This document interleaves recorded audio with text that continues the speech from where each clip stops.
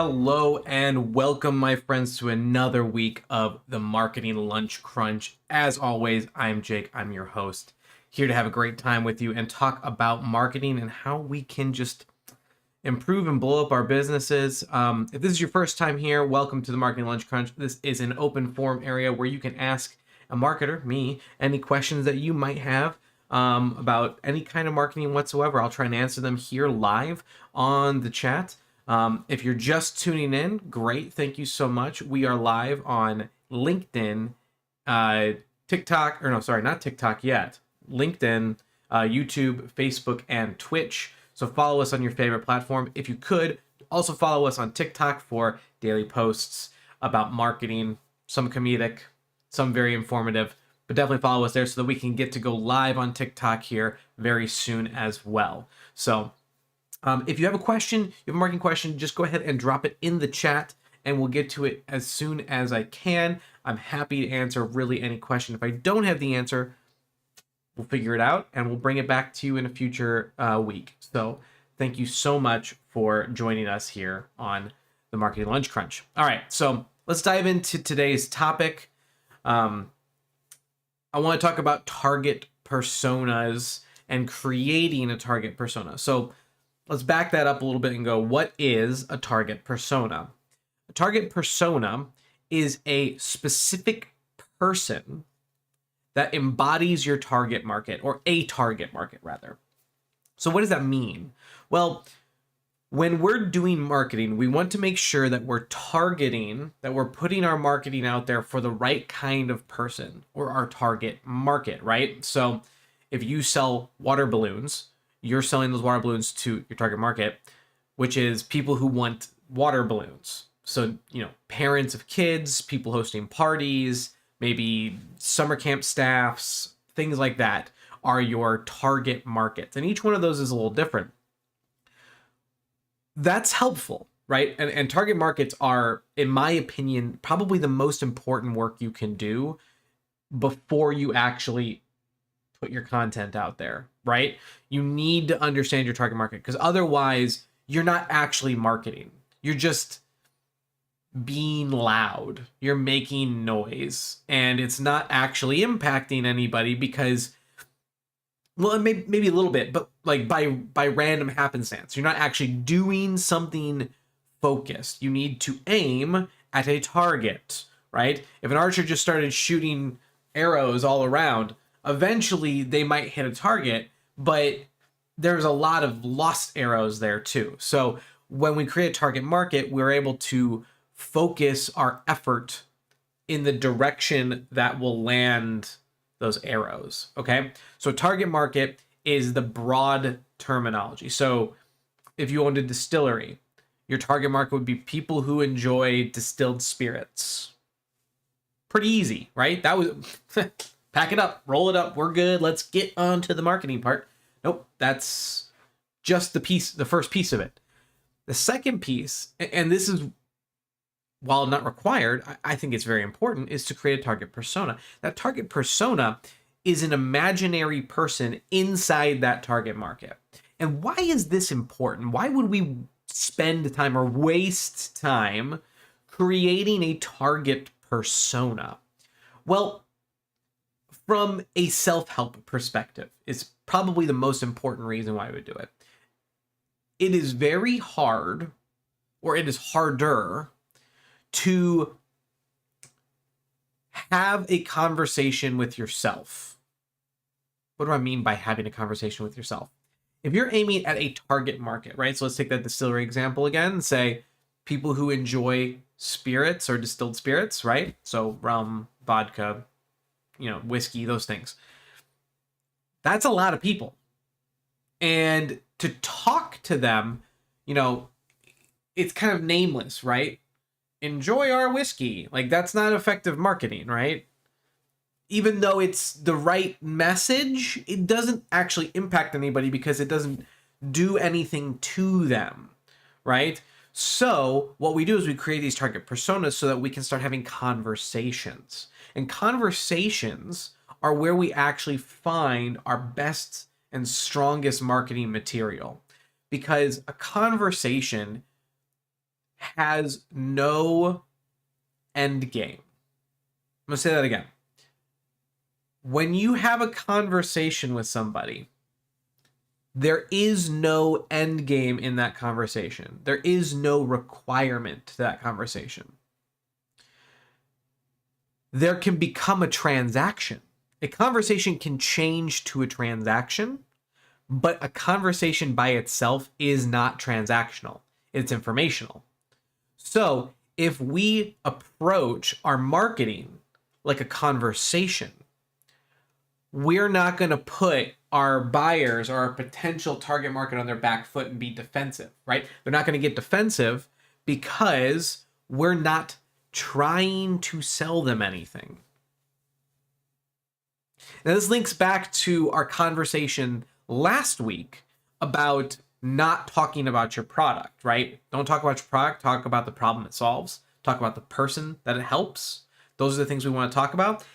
This directly equates to that. When we have a conversation, we're trying to help them with information, with data. We're trying to help them as much as possible without making them buy something. And I think that might be one of the best sentences I've ever said. Our goal as marketers today, maybe not 15, 20 years ago, before the internet was a huger thing, but today, now in the digital age, our job as marketers is to help the target market or the potential client or the reader or the consumer as much as possible without them spending a dime, without charging them. If we can do that, two things happen. One, we increase the capability of the world, right? The world just gets better. We're all constantly helping each other. The world will just be better, right? So like, I don't want to think of it as like evangelistic mission of all marketers is to improve the world. But we could try and we can do our best to do that. So that, that is what we're trying to do. And by doing that, by making the world better, we become a trusted, reliable entity in the target market's eyes. And that interaction, that relationship that we just built with the client, with the target market person or the persona, converts eventually into a buyer. Or maybe not a buyer, but an evangelist, right? They will actually speak highly of you to other people. And maybe person one isn't the person that ends up buying your product, but they talk to this person and then this person buys, right? So that's a whole different animal. If we start looking at it from a perspective of helping them as much as possible without charging them, then we shift we shift the way we win, and we win in a better way. So a little bit of a tangent, but let's get back on topic. So we're talking about target persona. So a target persona is a specific person that you make up inside your target market. So we're going to make one today. All right. Is there anybody in chat who has a business or a new business that they're starting that could really benefit from this analysis being done? If you are, raise your hand in the chat, let me know, and I'd love to do this for you. Otherwise, we're onboarding a new client here very soon, and I thought I'd kind of get a jump start and do their target persona for them before we get going. So one more second. Anyone else have a chance? Also, if you just have a different question, you don't care about target personas, you just want to ask a question, pop it down in there in the chat. I'd love to answer it after we talk about the target persona stuff today. So, all right, we're going to dive right in. So I'm going to bring up my my screen here, okay? And I'm going to go this way because my camera's reversed. This is our worksheet that we're going to work through today, okay? And actually, what I'm going to do, because I'm a doomy, I'm just going to swap this around so then it's actually, I can gesture at it. This here is what we're talking about today. All right. So we're going to fill this out together. All right. For this business that is being started, and it's called Featherglass Wine Bar, and it will be opening in the Deer Park area this fall. So definitely check it out. So I'm going to go ahead and just type that in here at the top. Okay. Featherglass Wine Bar. Okay. So quick note that you're going to learn very, very fast today is that I am terrible at typing. I'm the worst. So there you go. All right. So let's take a look at this. We're going to ask some basic questions about this persona. Now, one way I do like to start this is I like to name my persona. I think that that helps, right? So let's go ahead and give our persona a name. All right. I'm thinking target market for a wine bar, right? People who like wine. Pretty easy, right? A lot of people like wine. A lot of people like a nice night out, a quiet night out. Try some different wines. Have them recommended by a sommelier. Maybe have a few small plates or appetizers or something like that. So, I mean, we're going to be using all this information I just regurgitated, but just to start, like, that's the kind of person we're looking for. So let's pick a name. I'm going to pick a name of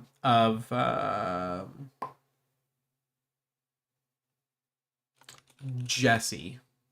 Seems like a good name. Jesse is the name of our target persona today. All right, we're going to say Jesse identifies as female. Her age, okay. What's her age going to be? Let's make her 38. That seems like a nice general age. And you're going to see there's a lot of just kind of playing with this, right? Like, we're just creating a person out of thin air so that when we, are going forward, we actually are able to use it in conversation, okay? So location, well, they're going to be near Deer Park, right? Because that's where we're opening, Deer Park, Illinois. That's where it's opening, so they have to be near there, right? So let's just say near, and we'll even put a range. We'll say within 8 miles driving. All right, and there's my first excellent spelling error. Okay, language, we'll just say English. This might change based off of what offerings you're trying to do. Spending power and patterns. All right, so this is where it starts to get interesting. Like, how does Jesse spend money, right? So I would say, Jesse is a conservative splurger, enjoys fine things, but is comfortable without them for a period of time. I feel like this is a pretty average definition of people in the millennial or the low end of the Gen X realm, if you will. So we'll just say this. All right, enjoys fine things, but it's comfortable without them for a period of time. So like conservative splurger, right? So that, and then this means only things to you, right? So you're just creating this version of a human being. So the personal interests, well, obviously you have to say they like wine. They like fine food. They like a night out without the kids. They like feeling fancy, maybe is a good one. How about that? I like that. They like comfy clothes. Let's go one more. They enjoy trashy reality TV, right? So that's kind of a fun thing that this person does. All right, great. Their personal challenges. Let's just say they have 3 kids. And they have a part-time job that they're working. And maybe, this is where you can get deep with it. Maybe they have seasonal depression, right? Like that's something that they could maybe identify with. Again, you're making up this persona. So maybe they have seasonal depression and they have a crappy car but can't get a new one yet. Something like that. All right. Their stage of life, they are, I'll call it comfortably parents. All right, something like that. I don't know. Again, you just write what makes sense to you. Strongest skills and aptitudes. Well, she is great on social media, right? So she spends time on social media. She's good at managing people. She has the gift of, cooking. And let's do one more. High skill aptitude. She has, I don't know, perfect pitch. Something random, right? Weaknesses. Gets overwhelmed. Maybe is a good one. Easily. How about she is hesitant to commit to stuff. And maybe she I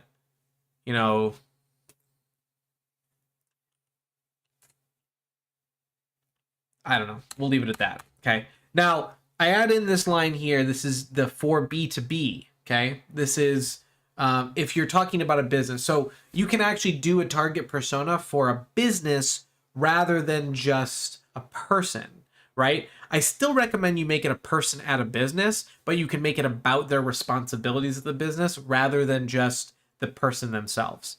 So we'll leave this blank for now, but you write in whatever you want there. And then finally, something key to their identity. They were a swimming. They were a backup for the Olympic swimming team. There it is. Olympic swim. I can't even spell team. Yeah. We have learned very quickly. I can't do this. All right. So there's some very high level things about our new target persona of Jessie. Okay. Let's talk about some of the critical questions here. This is where things are going to start getting a little interesting. Okay. This is where we start asking questions that are going to impact our marketing copy a lot. All right. So how does this wine bar answer these questions? How can we make this something that fills these problems? So what keeps them lying awake at night? What are they afraid of? What keeps them staring at the ceiling, stressed out each and every night? The kids are going to grow up good and safe. Like that's a great one for a mom. Okay. How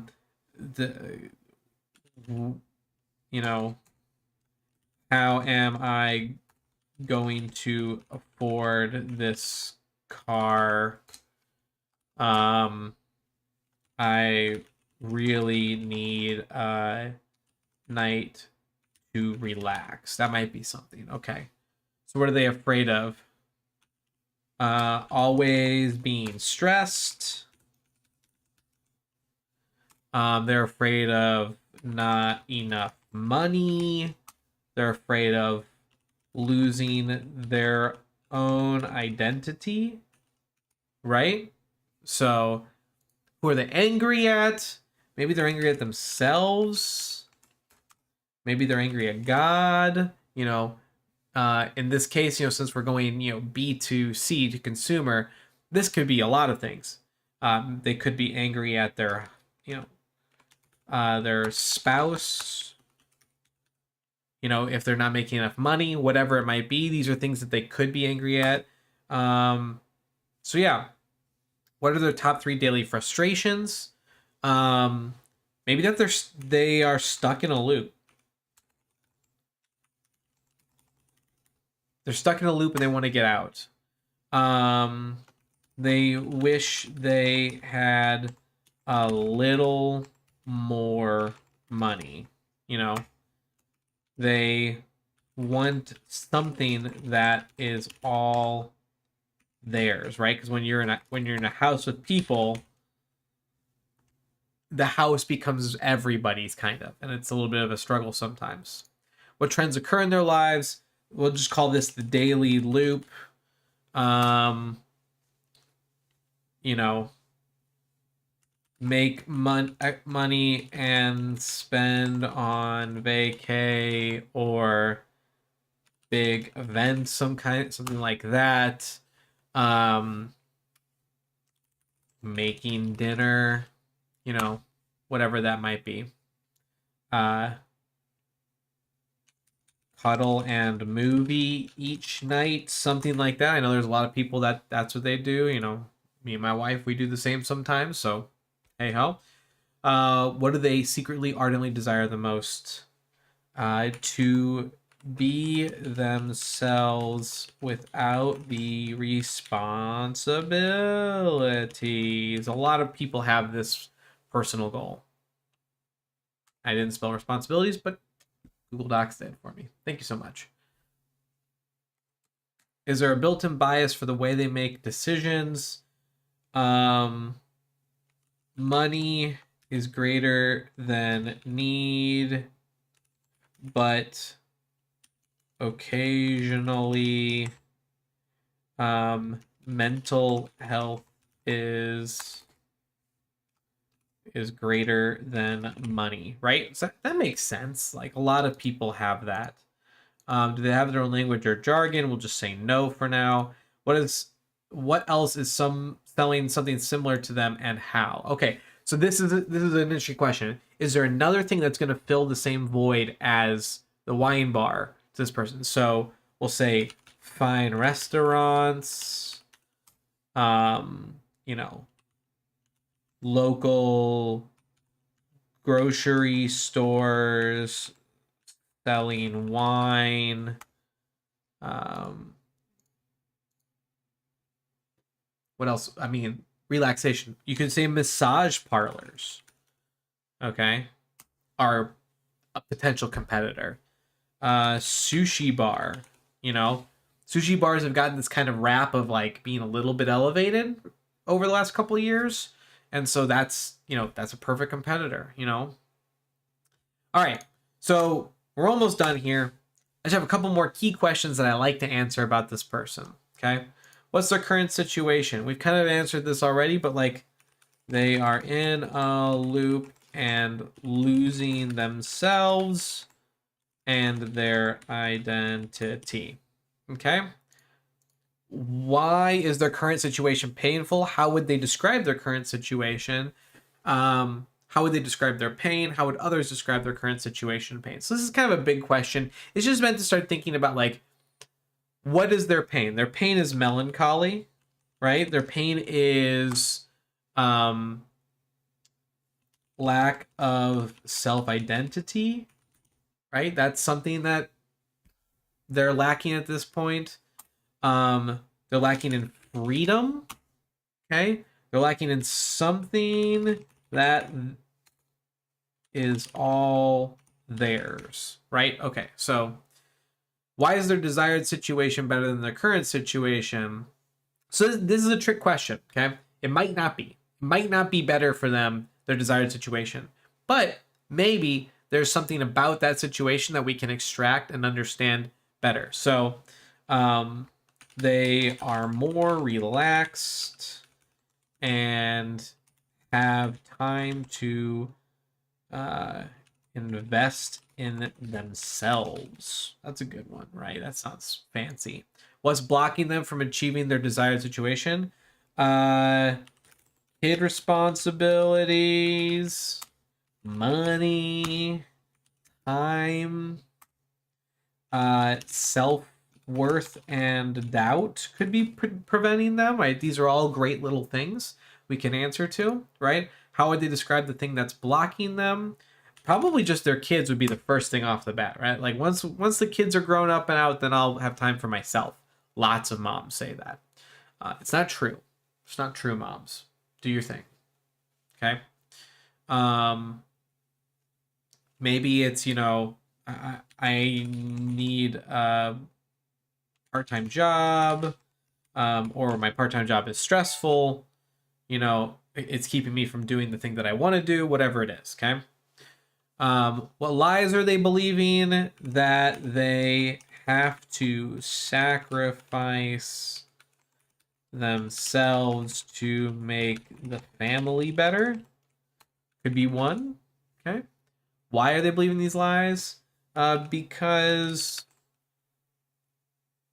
mothers don't talk about hardship. That's kind of a guess. I'm not really a mom, so I can't answer that. Nick, how you doing? Happy Friday.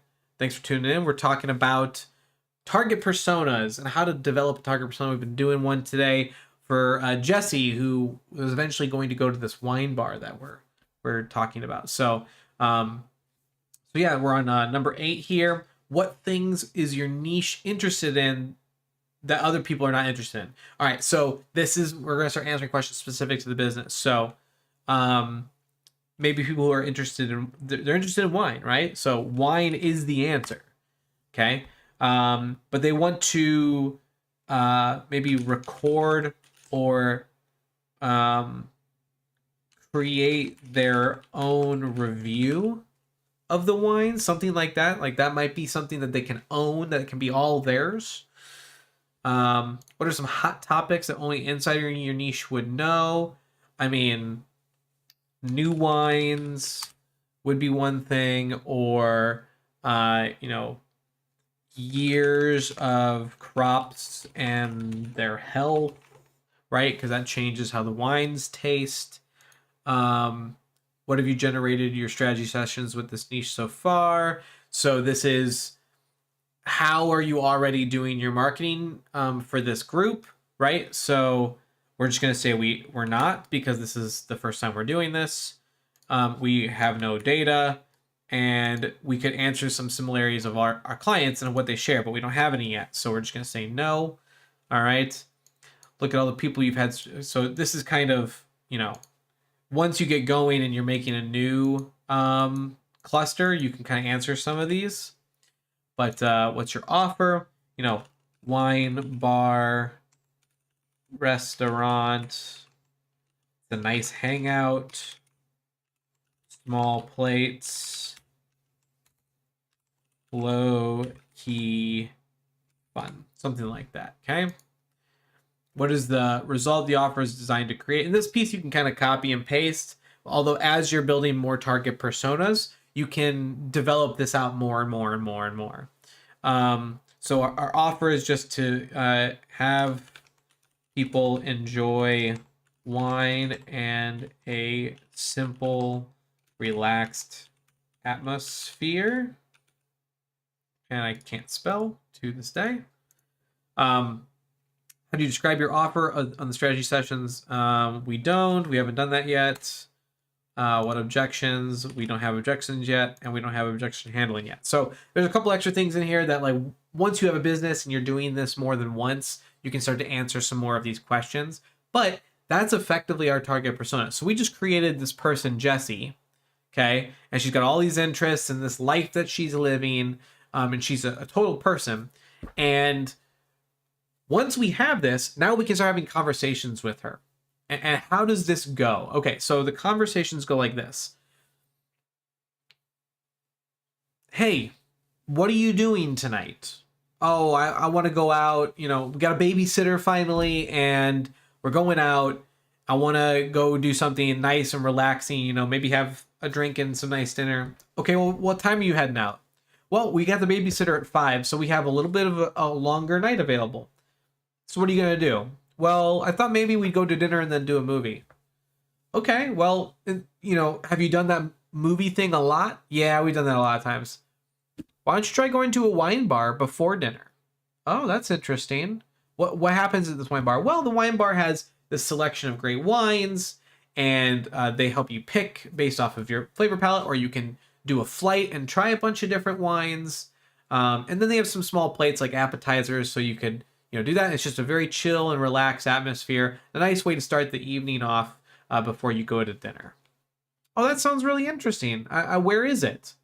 Oh, well, it's over here in Deer Park. And see how we just had this conversation, but that developed our marketing copy. It developed our marketing strategy for this person, because we can start to have those conversations, and some of this stuff is completely irrelevant, right? Like, we can't solve seasonal depression, right? Like, that's not something we can do, but we can understand it and allow people the ability to self-medicate, right? So in this case, wine could be a self-medication. I mean, enjoy responsibly, but that's part of our advertising. It's like, come and let it off, like let off a load, hang out, have a nice glass of wine, discover something new. And like, I'm even coming up with ideas for this, just sitting here talking about it, of things that we could do that would expand or improve on our business ideas, right? So like, now I want to do, give everybody a little like booklet that they can keep track of all their wines in, something like that. So that would be really cool. Something where they get to repeat and come back and redo and track their flavor palettes and things like that. So that would be a really interesting way to do things. So that's a lot. We really went deep on this.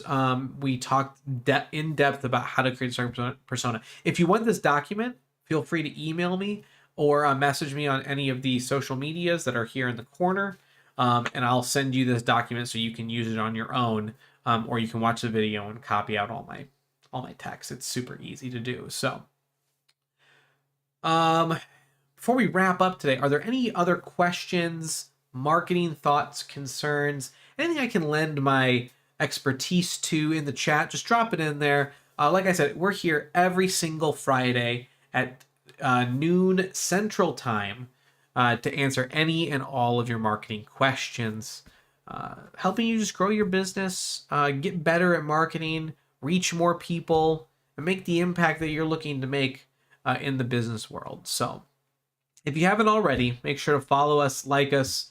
You can follow us on YouTube, LinkedIn, Facebook, and Twitch. We're live there everywhere. And if you follow us on TikTok, you'll get great stuff in your inbox every single day.